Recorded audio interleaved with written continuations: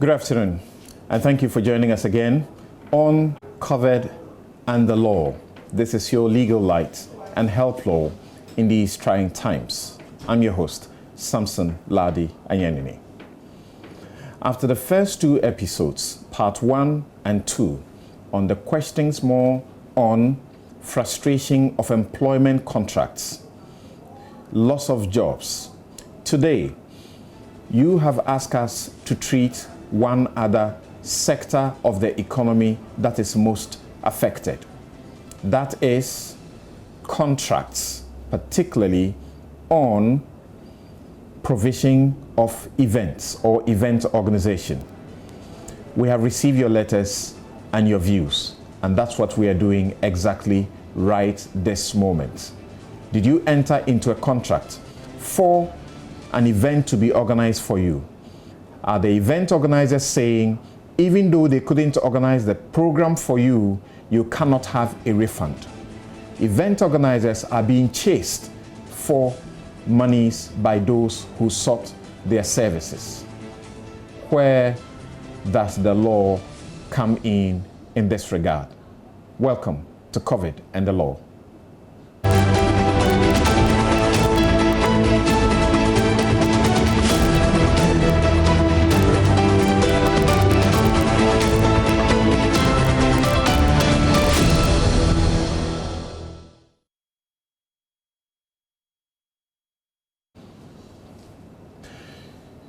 So, the first episode, we treated job losses, and our guest was lawyer Susanna Nyampong.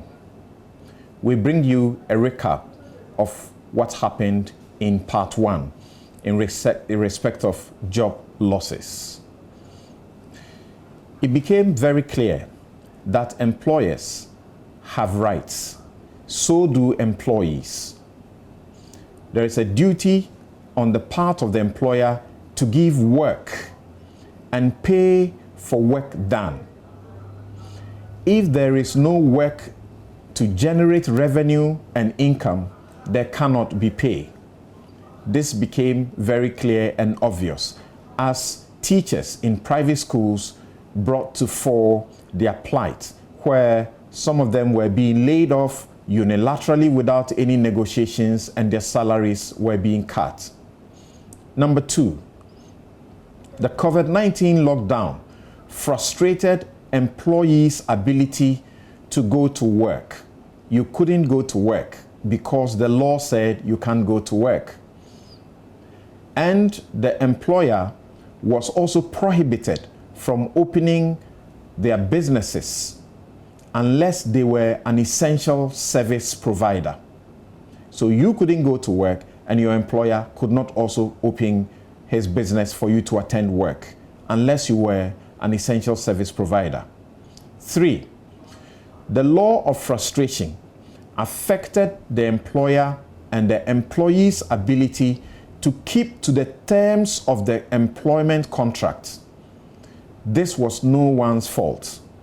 COVID-19, the pandemic, had been declared by the World Health Organization and in Ghana declared as epidemic also by EI 61. The best approaches that were advanced and discussed, or the advice you got, was that the best approach is to negotiate with the employees and let them take paid annual leave. The labor laws of Ghana mandate a 1-month mandatory leave for every worker. If you go on the paid leave for 1 month, and at the end of the 1 month, the pandemic had not minimized or gone away, then your employer could also discuss with you to go on unpaid leave. You could go on the unpaid leave for as long as a period that is expected that work could be available, and then you come back. Again, employers could exercise the options of layoffs. They may exploit this in which case the employer may recall the employees anytime there is work. They could also resort to voluntary redundancy. And voluntary redundancy occurs when there is a radical change in the nature of the job or organization's structure, which is no fault of the employee. It must be based on negotiations, as affected employees are entitled to some compensation. As we discussed, redundancies can attract a lot of benefits. Some people could get as much as 2 months' pay per year for the number of years they have served the company, including other benefits. Again, the employers could also exercise the option of an ordinary termination of the contract. This should be a last resort, but must be accompanied by the due notice. The law requires that you give the employee notice for 1 month if the job is that which is in, say, a month or lasts for a year and so on. In lieu of the notice, you pay a month's salary. And finally, cutting salaries imply changing the contract terms, which could be what you call a novation or a new contract. Since that is what it is, it must be based on negotiations and not unilaterally done to avoid suits over duress claims. Thank you.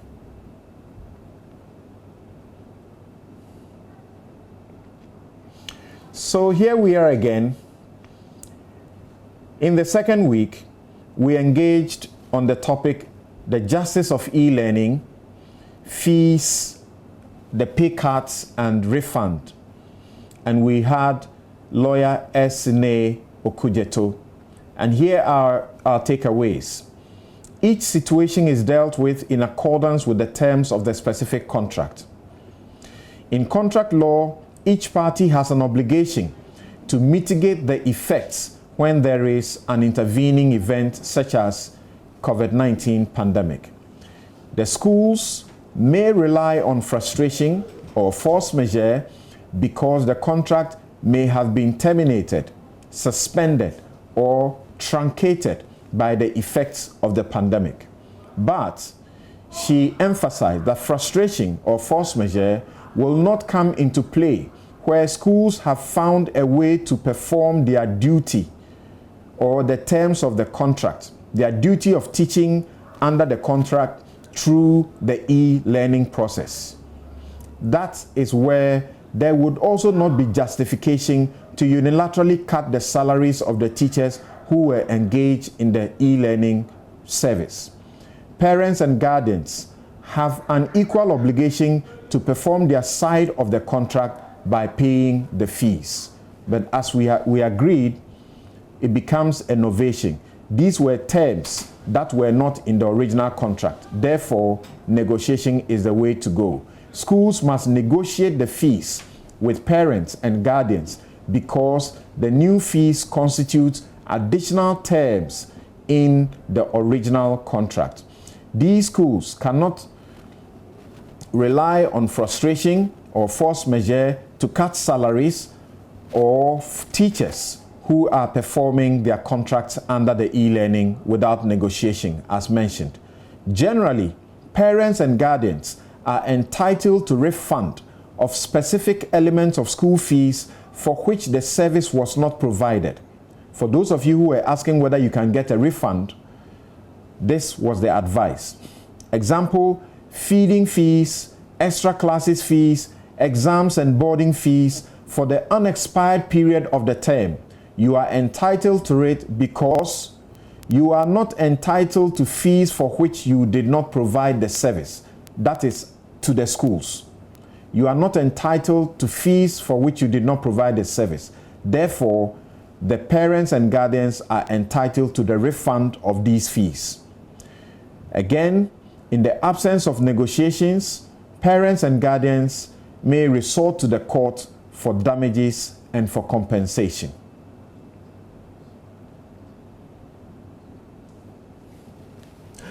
Let's now go for our news round. The coronavirus pandemic has prevented countless of people from fulfilling their contracts, from event organizers, schools, to babysitters. Could all of these people be sued for breach of contract, or are they excused due to extraordinary events? What about payments made in advance? There is more in our news round.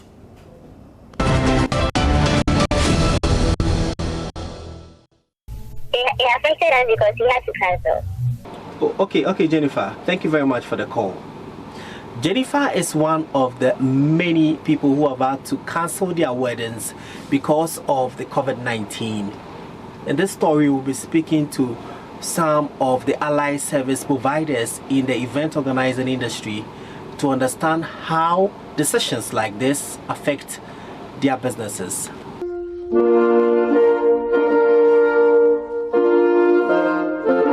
Weddings and related events are often handled by professionals who depend on them to make a living.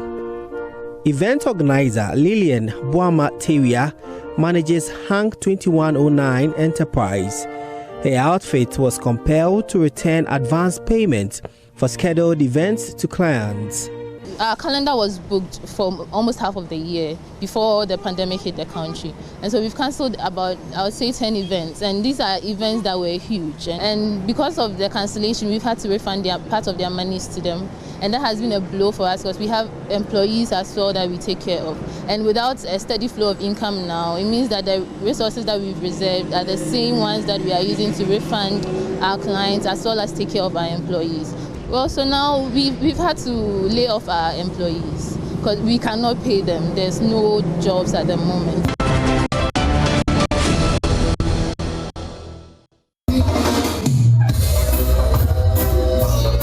Allied services providers like disc jockeys, MCs, public address and sound renters, decorators and photographers are all locked down. Last-minute cancellation of contracts leaves individuals like young photographer Enoke J in financial limbo. For this past 1.5 months, people have been cancelling their, all contracts have been cancelled. Some are on hold too, especially we having some projects to do, especially some advertising shows we need to do. The clients are like, they can't invest that much money because they don't know what's happening. So it is making things a little difficult for us.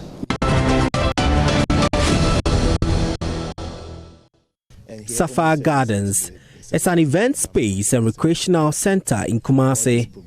Before COVID-19, hardly did a weekend pass without one activity or the other here.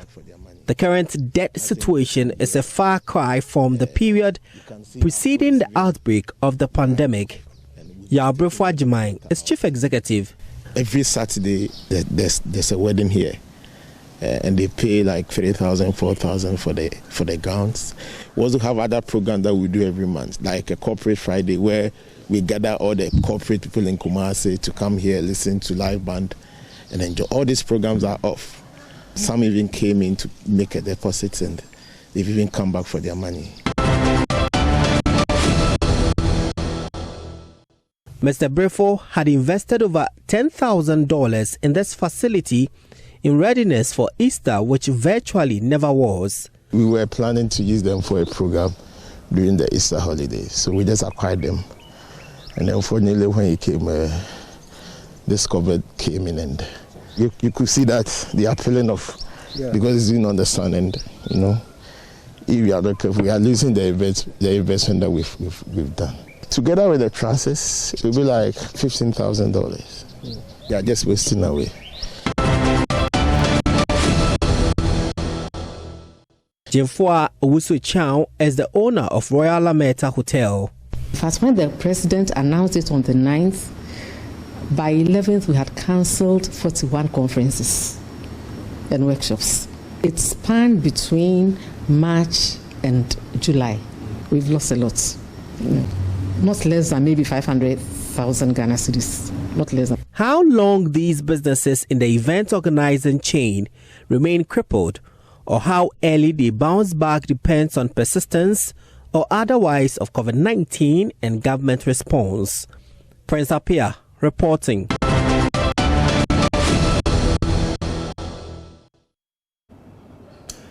Let's now go to the case of the day.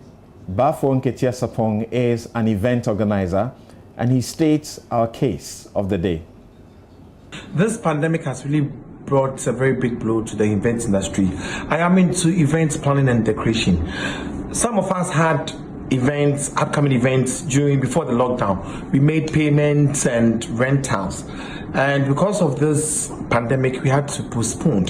Even some people are on, some of the clients are on us to take their monies back, which it hasn't been easy because we've bought items, we've bought flowers, we've bought fabrics, we've bought so many things. We've done rentals for their weddings.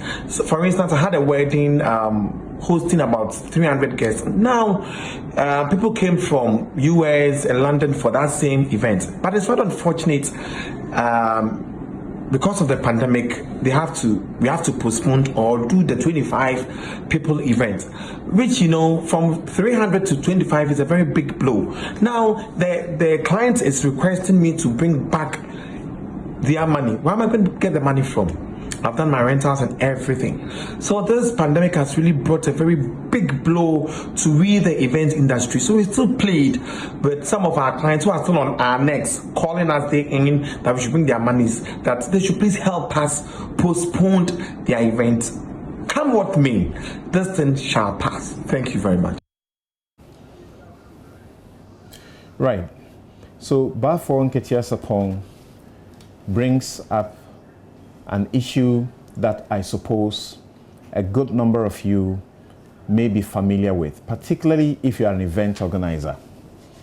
Prior to Ghana discovering its first infection in March, certainly many people had gotten themselves ready to organize an event. There were people who had planned weddings, big events, naming ceremonies, people who were also doing birthday parties, graduation, and various other celebrations, including big calendar events like music events, award events, and so on. What people normally do is to contract event organizers like Bafo Nketia Sapong so that it takes the burden off them. They pay money, and often they would pay either 50% upfront, they will pay 70% upfront. In fact, some event organizers demand the full fees upfront. Here is his difficulty.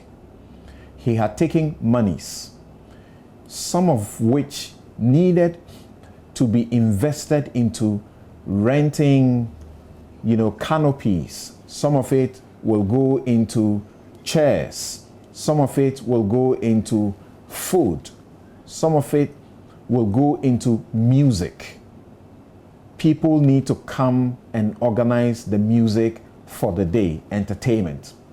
He had gone ahead and made payments, part payments for some of these. And yet, this is the circumstance he finds himself. There are some of you who also sent us your issues, and we put them together in this manner. You are asking, why can't you have a refund? Because the event never occurred. Our title or topic for the discussion today is Force Majeure, Contracts at Risk. Once again, we need to emphasize what exactly constitutes the elements that will culminate into what in law is known as force majeure, and therefore render it impossible for you to get a refund, therefore make it justifiable for people like Bafo Nketia Sapong to say that they will not give your money back to you. Today, we were going to have our guest lawyer, Mrs. Ifua Gate.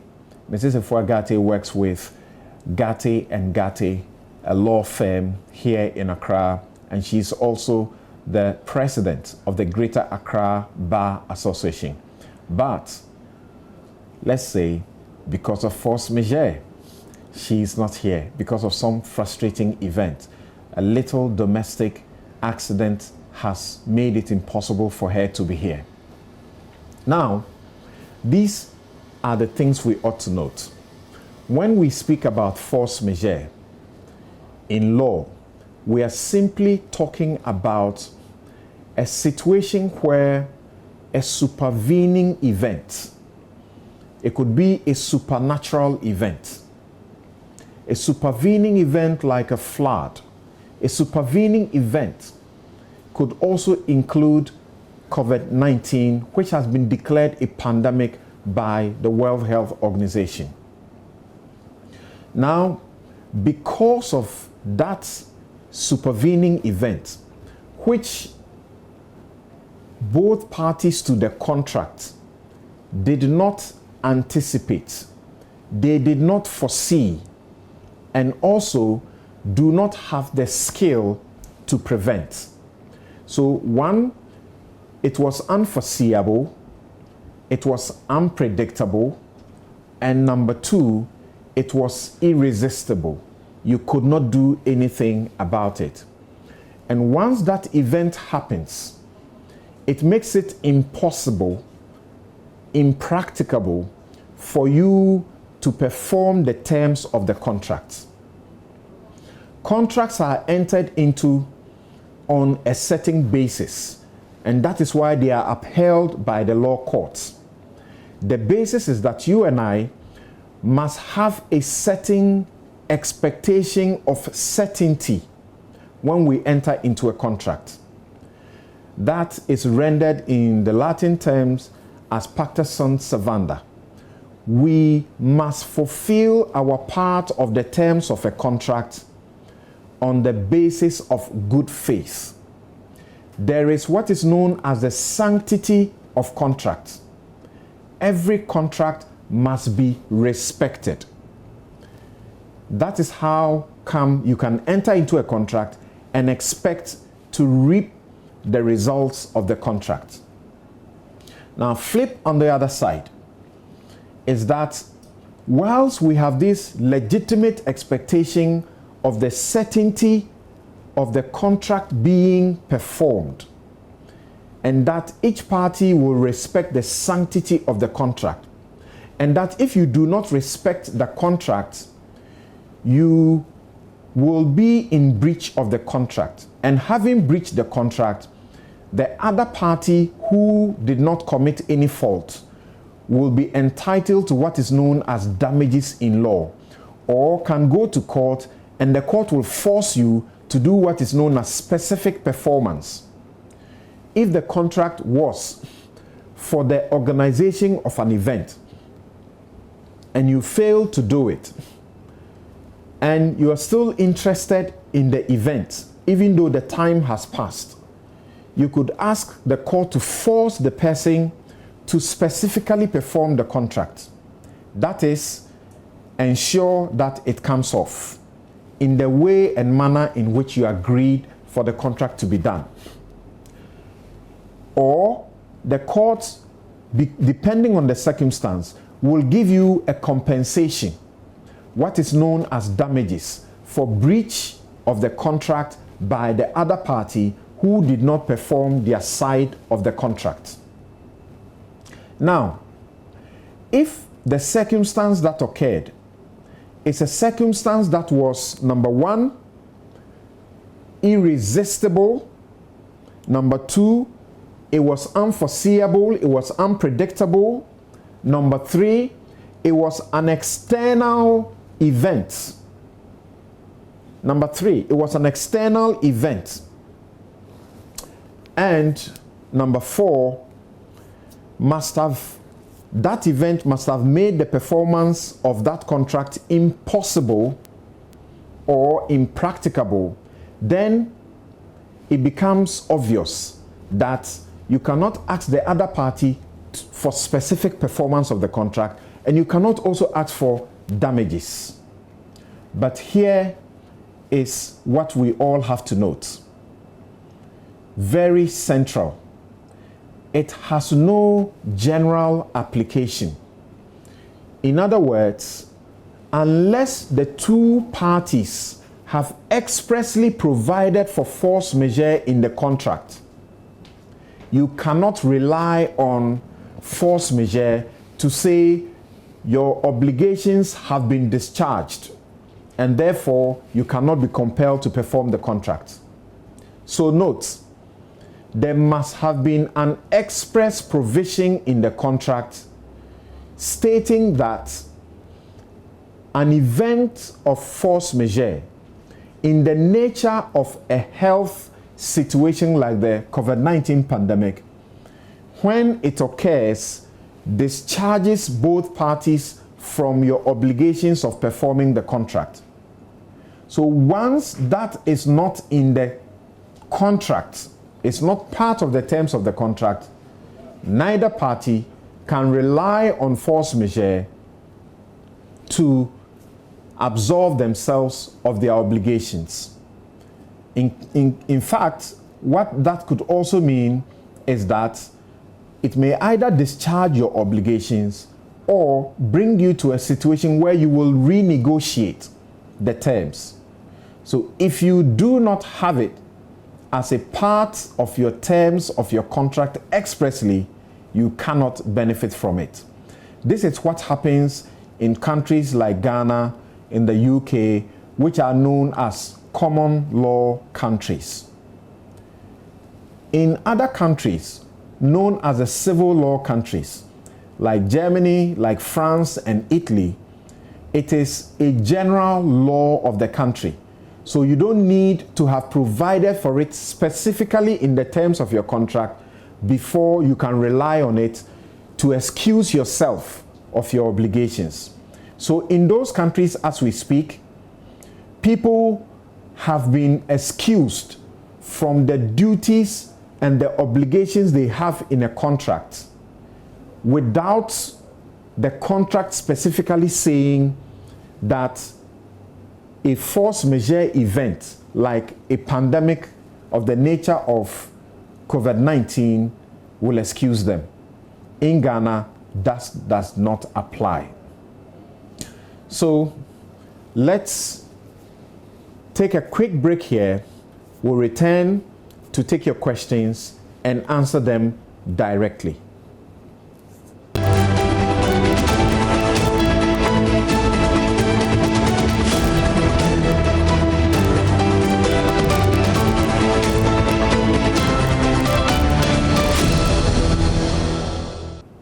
You're welcome back. This is Covered Under Law, your legal light and help law in these trying times. Now, from the explanation I gave earlier, the direct answer that can be given to you, I'm taking your questions now, the direct answer that can be given to you, and I'm referring to the case of the day, our event planner or organizer and people like him, is this: do you have contracts that you enter written with your the parties that you provide service for? In those contracts, do you make provision for a term of force majeure? And in the provision for force majeure, do you mention specific a health situation like a pandemic or an epidemic in the nature of what has happened? If these exist, then you easily can rely on these express provisions to excuse yourself of the obligation to perform the contract, and you may not be subject to a suit to pay damages in court. I'll give a few other reasons why that will be the case. But here is one question. I'm in the same mess as the case of the day. People are calling for their money. I am a decorator in Winneba, what should I do? You didn't give us your name, but this is the circumstance. If you had a contract and there was an express term provision for force majeure, then you rely on that, you are discharged, because that term in itself in the contract will say that upon the occurrence of such an event which you do not have control over, including a supernatural, intervention, which was not foreseeable, and which makes the performance of the terms of the contract impossible, impracticable, not difficult, but impossible, then that term itself in the contract says you will not be held liable. That term itself in the contract says you shall be discharged of the obligation in the contract. So you don't have to say it. The terms of the contract have already said it for you. However, we know that in this country, and most of you doing these kind of jobs don't actually enter into a formal contract with your the people you provide service for. Therefore, in this circumstance, because we are not a civil law country where we have a law, a legislation, which you can rely on to say you are excused of your obligation, what you ought to do is to sit down with the person who contracted you. You renegotiate. You sit down and mutually agree. How much have you already expended? How much of the money that was advanced is left? Listen to the plight of this person and also act in good conscience and act in good faith. If you definitely can make some refund to the person, make a refund to the person. You need to keep your business and you need a good name so that in future people can continue to come to you for business. So if they have paid 70% in advance, how much of that money have you already put into rentals or hiring different things to be done for food provision? How much has already been expended in buying certain groceries?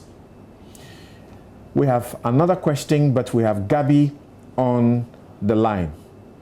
Hello, Gabby.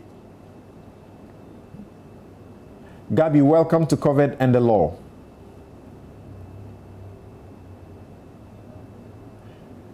Gabby can't seem to hear me.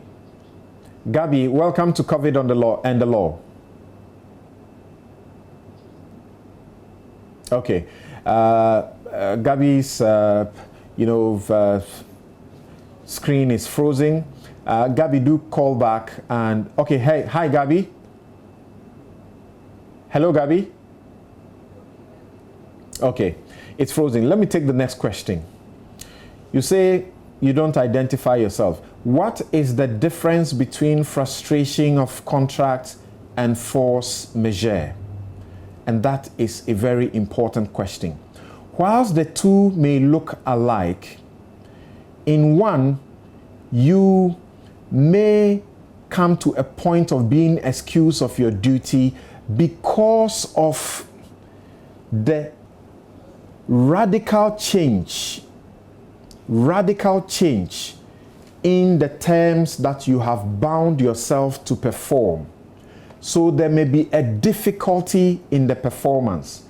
In force majeure, the requirement is one of an absolute circumstance of impossibility to perform, not practicable to perform. So if you followed us, for example, in the first episode, we discovered that because the e-learning teachers had been found another alternative job and they were teaching through e-learning, the terms of the contract could be said to have been amended slightly. It the terms may not have been rendered completely impossible to perform. Therefore, the employer was giving work to the employee and ought to pay the employee for the work that they were doing. The terms may have been changed, or the performance of the contract may have become onerous, but not impossible. This one says, is there any authority to buttress the point that force majeure cannot be pleaded if not expressly included in a contract? There is a lot of such available in the common law jurisdiction. Here we dealing with the circumstances to our viewers in a way broken down so that they can appreciate them. The general principles of force majeure is that there ought to be a supervening event. It could be a supernatural event. That supervening event ought not have been foreseeable. Apart from not being foreseeable, it is impracticable and renders the contract impossible, and it is irresistible. Nana joins us on Zoom. Hello, Nana. Yes. Yes, sir. Let's hear your question.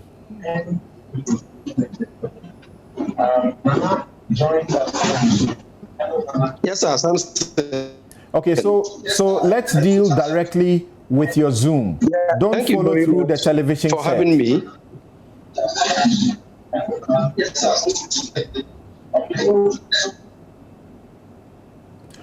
Reduce the volume on your television set and get back, and we will listen to you. So take your time, reduce completely the voice on your television set, and follow us directly on the Zoom through which you are making contact with us. Yakubu Kabiru says, if I enter a car from Damango to Busunu, but it breaks down on the way, can I ask for a refund for his inability to take me to my destination? You enter into that car in a contract that ought to be certain. And like I said earlier, the sanctity of that contract you enter must be preserved. You enter into that contract, and that driver contracts with you to take you from one destination to the other. What caused the car to break down? What sort of fault is it? Could it not have been foreseen? But once again, remember, force majeure is relied upon when it is provided for expressly. But in this circumstance, the driver ought not rely on the car breaking down in a circumstance that he could have foreseen and did not do anything about a circumstance that he could have done something about it. Nana, I hope that we can have you clear now. What's your question? Thank you very much, Samson.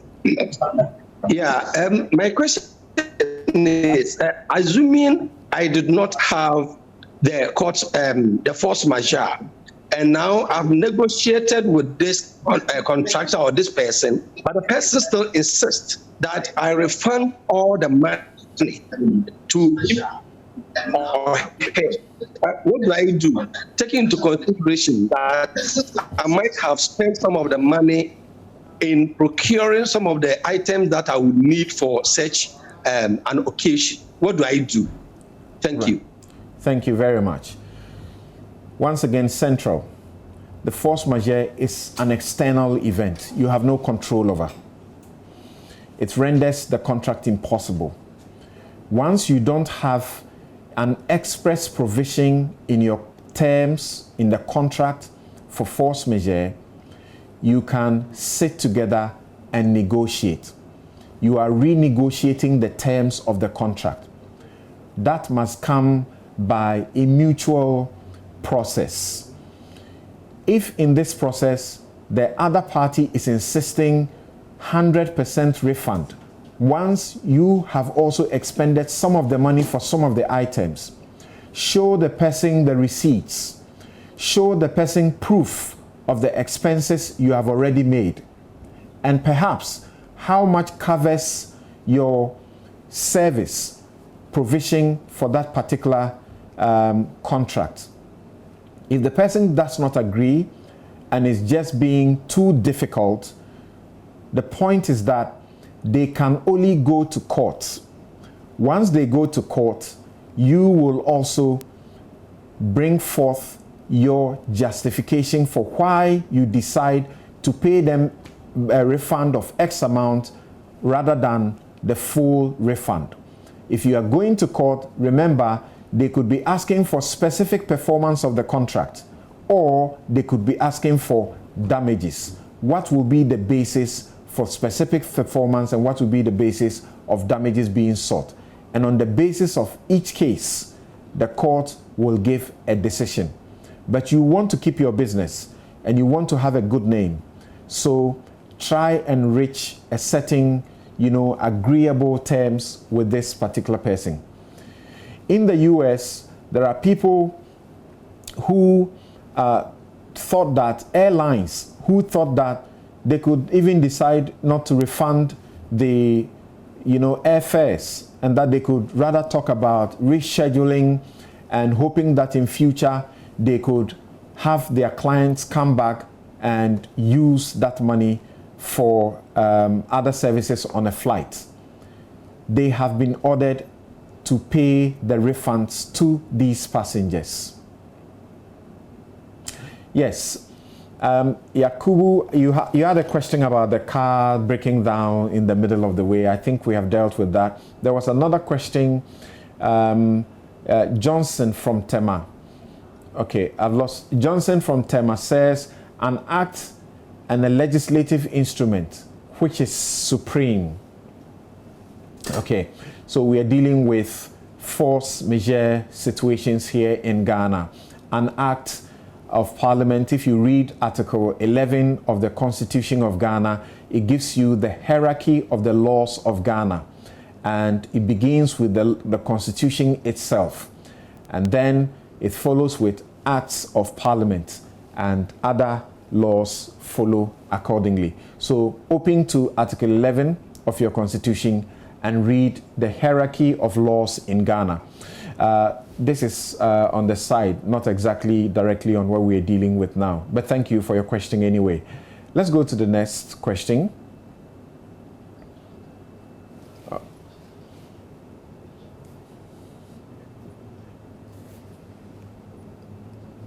Right, we can take this question and use this question to give you some education also. There's a question also that is unrelated to the topic we are discussing now. And the question is, management of my schools, my children's school, are asking parents to attend training on how to use the school's management system, which they would be using to teach and assess pupils online.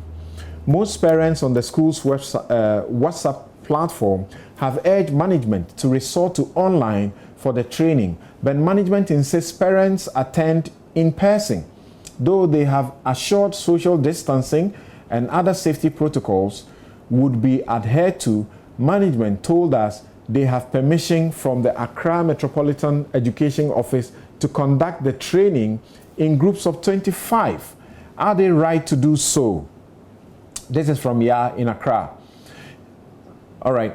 Yeah, so this is unrelated, but here is the education you can get. And it is very instructive. We, by our parliament, passed a law which is an act. It is known as the Imposition of Restrictions Act 2020, Act 10112. What this act does is to give the president power to issue orders and directives, which are known as EIs, executive instruments. And these executive instruments are binding on all of us as far as they are intended for our public safety and health, public health. And also, the law mentions defense. On the back of this law, the president has issued a number of what is known as EIs, executive instrument. The president issued EI 64 and subsequently issued EI 67 to extend the duration of EI 64. EI 64 has a provision that says that public gatherings, including workshops, including religious meetings, including conferences, are prohibited. The EI, however, gives exemption to funerals, as in burial ceremonies, not funerals, burials for 25 people. Now, don't take the 25 to mean you can have a meeting or a workshop or a conference or a wedding or whatever event for as long as you are 25 people. All of that has been outlawed until the president takes away the EI. There is an expectation that he will extend that EI today. The 25 people exemption is for burials, private burials only, not for any other thing.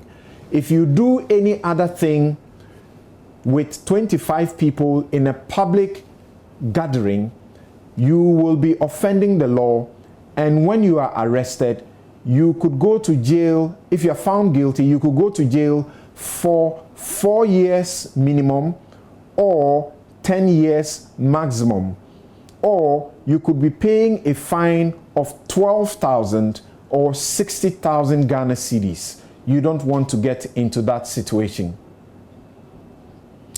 We have Kweku Nkrumah on phone. Hello, Kweku Nkrumah. What's your question? Hi, Samson. Good afternoon. Good afternoon. Welcome to Covered in the Law. Thank you. In situations whereby a contract was signed, let's say in November last year, and between the client and the performer, we indicated to the client that, okay, within 5 months, I should to deliver, fulfill my part. Then, after 2 months, 3 months, but in the contract, it was not indicated that whether there will be any force majeure or whatever, those underlining was not signed, was not part of the agreement. Okay. What happens in this situation? Because there was no indication that whether or not there will be a force majeure or not, it didn't indicate that in the contract. Okay, thank you. Thank you. I've heard you loud and clear. Emmanuel on Zoom, what's your question? So that I can attend to you and Kweku Nkrumah. Our time is almost up. Yeah, thank you for the opportunity. I wanted to find out, when it comes to the e-learning you spoke about, if an institution, education institution decides to go on using e-learning and does not contact the parents to know the modalities or to know what kind of technology. And when you look at the e-learning style they use, it does not match the usual classroom where the student goes to school in the morning from, let's say, 8 o'clock to somewhere 4 o'clock. Do you still stick to the initial obligation or do a renegotiation? Thank you very much, Emmanuel. And Emmanuel, here is directly to your answer. The e-learning is not something that you provided for in the contract that you had with the school. Because of that, as Esene Okujeto explained to us a week ago, that will be an additional term to the original contract. So once again, it comes to negotiations to agree on what should constitute the additional term. That cannot be forced on you. So that ought to be made clear. Then, Kweku, the question you asked had originally been answered. If you do not provide expressly for force majeure, your option is to sit together and deal with this matter very nicely. Right. So time is up, and I want to say thank you very much for making time with us, and we thank Mrs. Efua Gate, President of the Ghana Bar Association Greater Accra branch. She did everything to be here, but a domestic accident that happened at the last minute did not allow her to come. Frustration, if you like, force majeure had occurred, but she's excited to be here the next time when we table another issue. Thank you all very much, and let's learn to negotiate together nicely rather than being too legalistic about the matters that happen. Thank you.